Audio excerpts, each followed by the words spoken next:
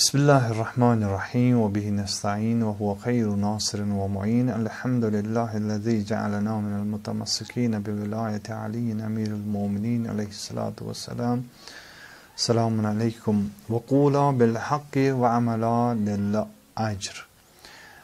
ژوٗرِم تہٕ پوٗنٛژِم ؤصیت یُس اِمام علی علیہ الصلوۃ والسلام اَتھ پنٛنِس ؤصیت نامَس منٛز فرماوان پنٛنٮ۪ن یِمن دۄن فرزندن دَپان فرماوان چھِ کہِ ییٚمہِ ساتہٕ تہِ ؤنِو حق ٲسِو وَنان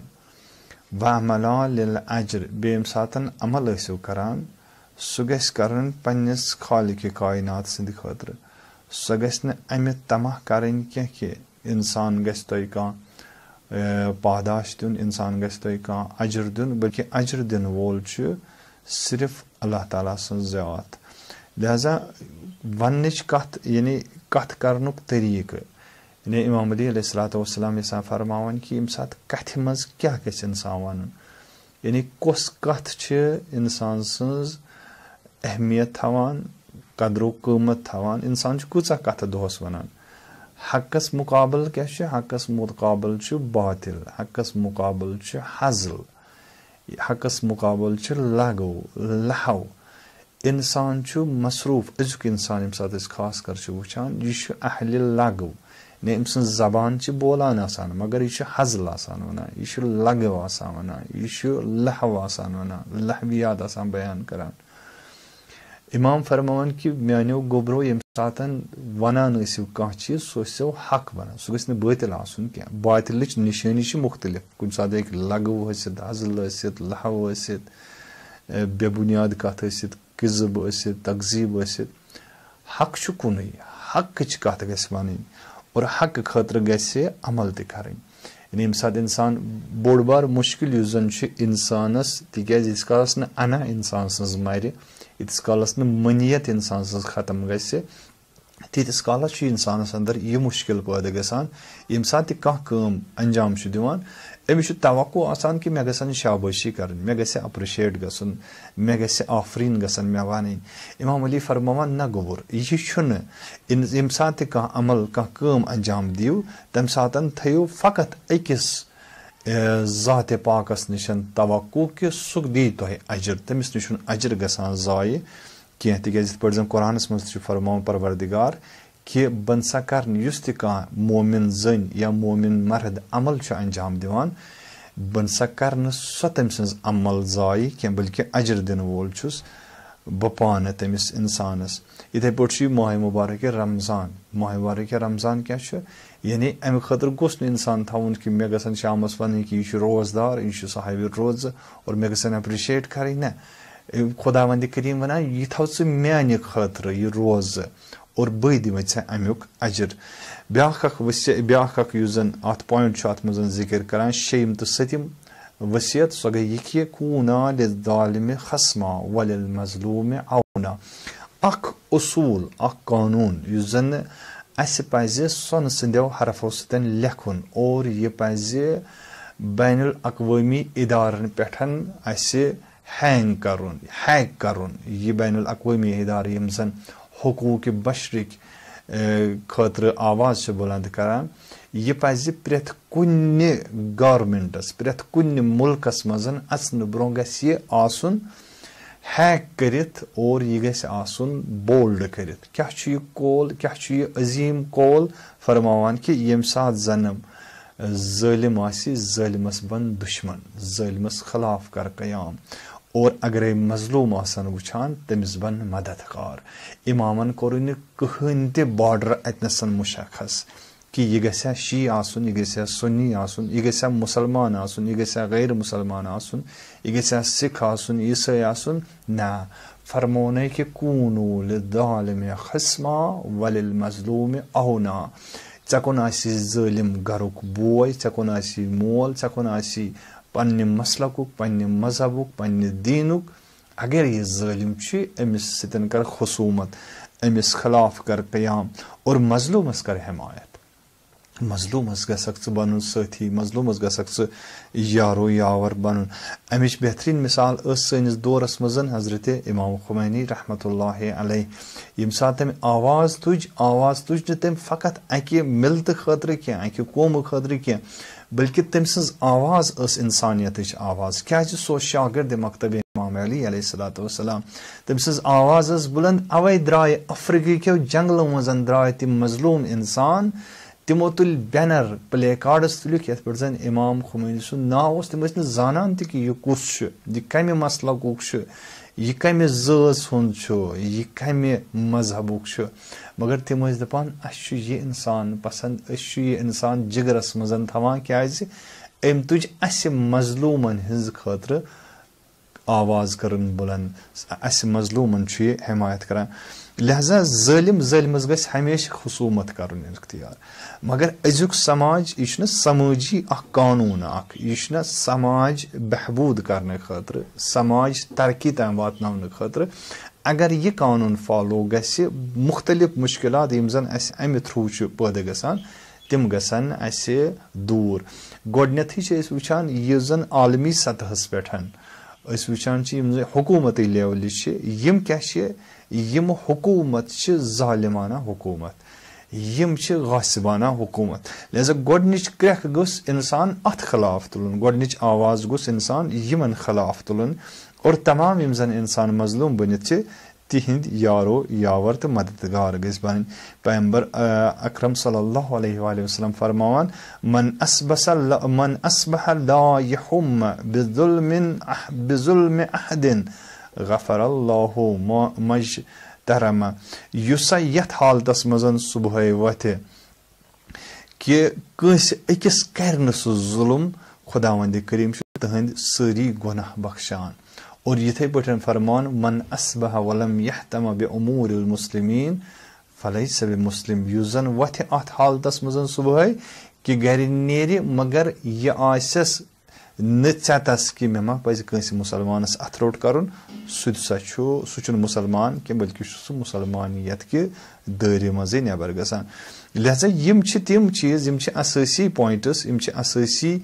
किलीद मुआशरे यम जन इंसानस हेकन मुआशरती इस्लाह तो मुआशरती इनकलाब खतर तैयार कर अगर इंसान यछान कि सह गस पन्निस मुआशरस अंदर अख इनकलाबी हरकत करन अख इनकलाब अकदारन हिंद वजूदस मजन अन तम सद खतर जरूरी कि सह गस यमन वसियतन पे अमल करन सह गस हामी आसन मजलूम सुन सह गस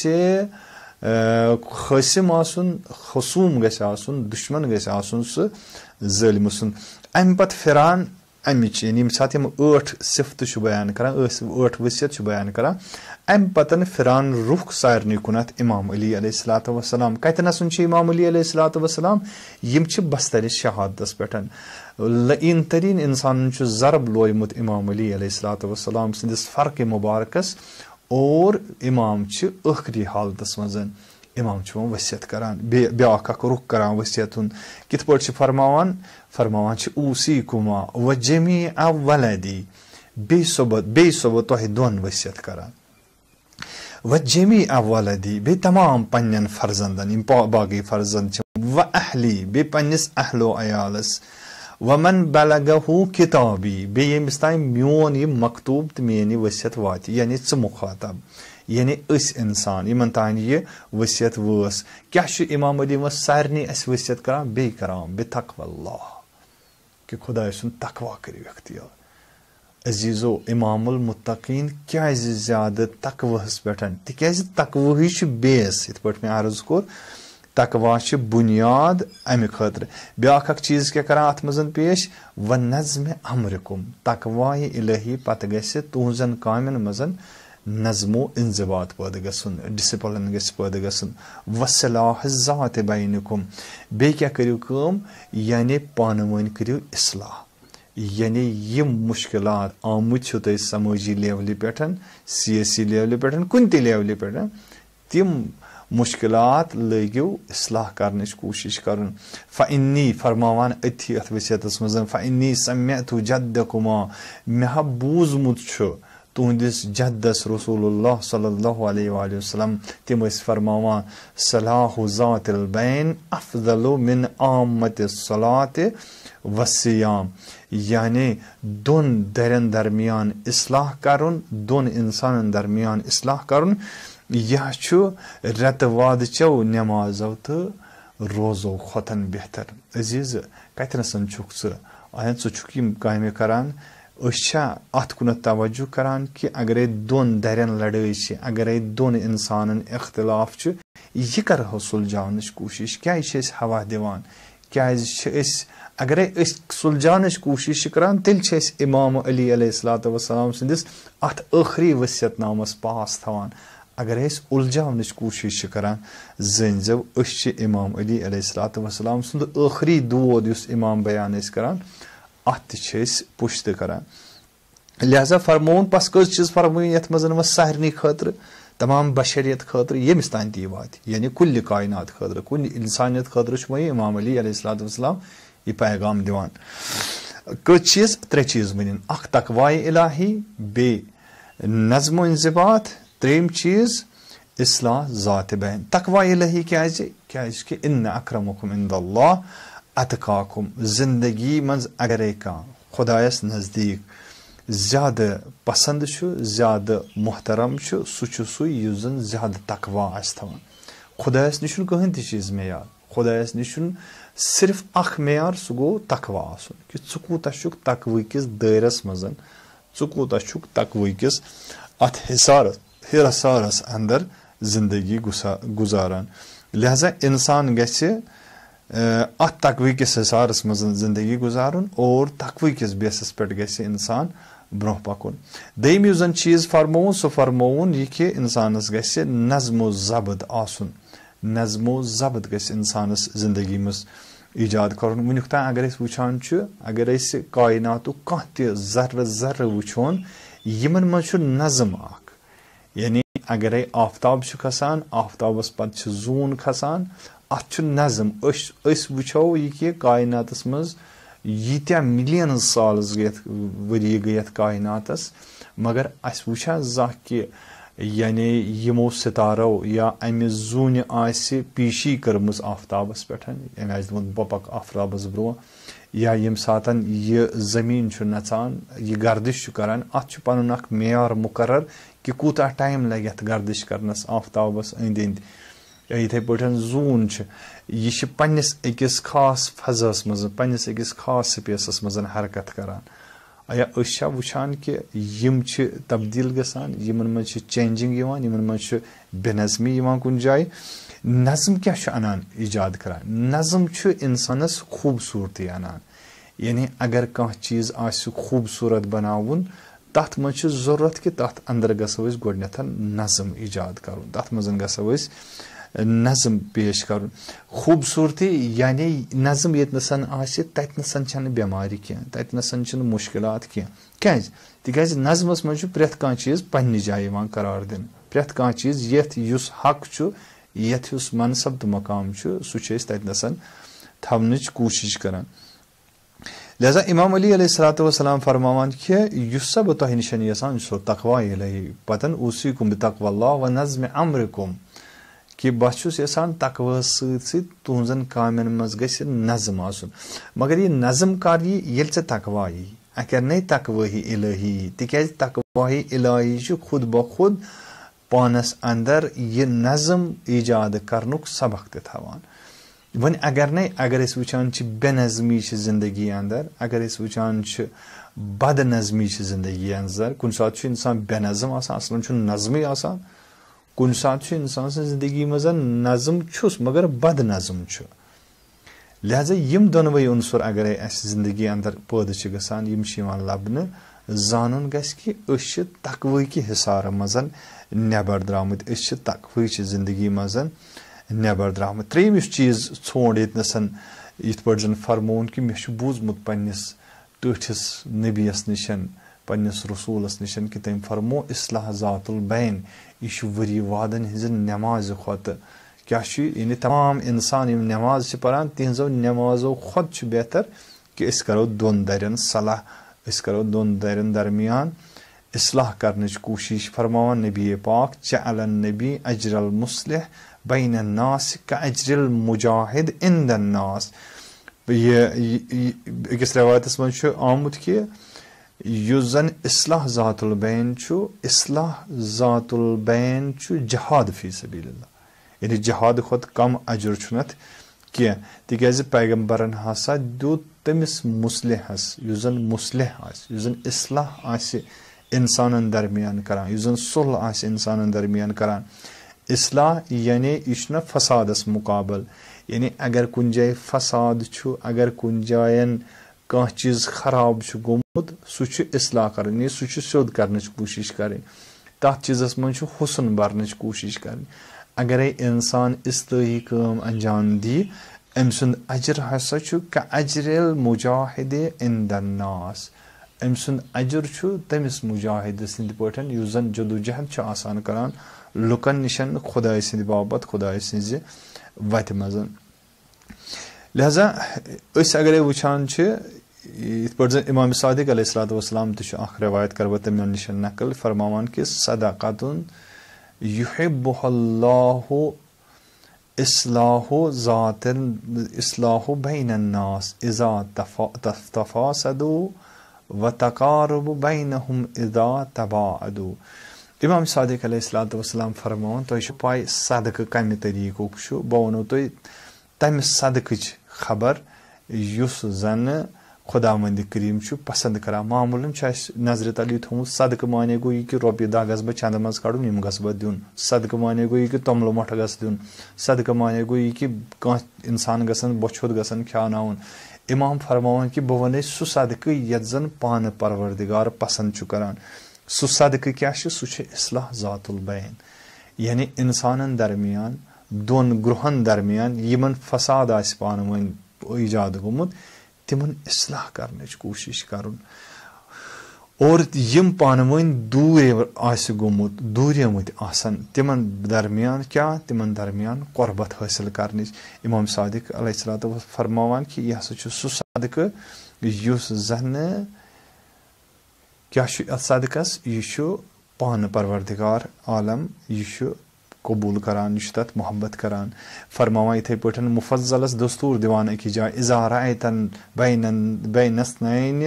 मिन शीअतना मुनाज़अतन, अगर छु वुछ कुन जाय पनिन ज़शी आसन तनाजु करान निज़ा आस गुमुत फफ्तदू मिन माली, ततनस क्या सा कर, यानी तिमन दरमियान सु निज़ा दूर करने खतर अगर से पनुन माल ते पे दिन सु फिदिय करुन सु कर ततनसन अता, ताकि तिमन क्या गसे, तिमन हसा गसे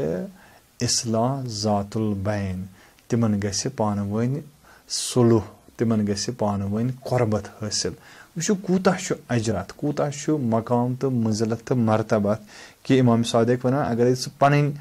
पन्न मसलक वो तमाम खतर कर सुल, मगर ये सात पन्न मसलक वो पन शी बय आसने पान वन निज़ा करान तम सातन अगर से पन्ने चंद मज पे खर्च करो सु कर खर्च, मगर इन दरमियान कर से इस्लाह।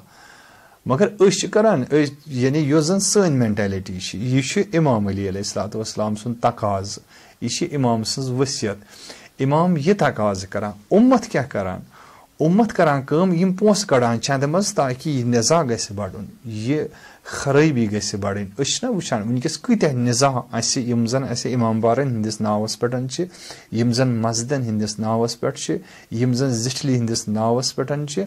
क्याज कम बापत सिर्फ यह कि सोन मकाम सोन मनसब सोन यो जन ख्वाहिश सो गसे बरसर बारसस आसनी। अगर शे इमाम सादिक अलैहिस्सलातु वस्सलाम छु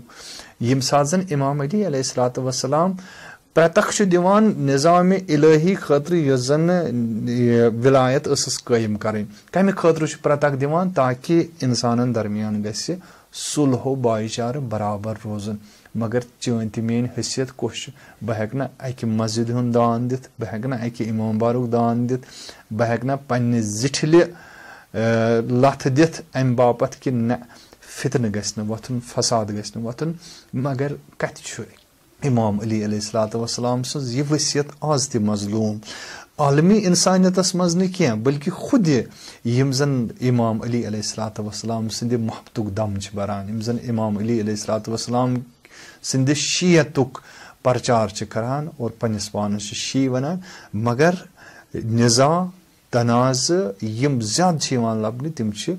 أتھۍ کیٹگری تانۍ یِوان لبنہٕ لہذا امام علی علیہ الصلوۃ فرماوان کہِ اصلاح ذات البین یہِ چھِ میٲنۍ ؤصیت یہِ چھِ میٲنۍ نصیحت وآخر دعوانا الحمدُ للہ رب العالمین.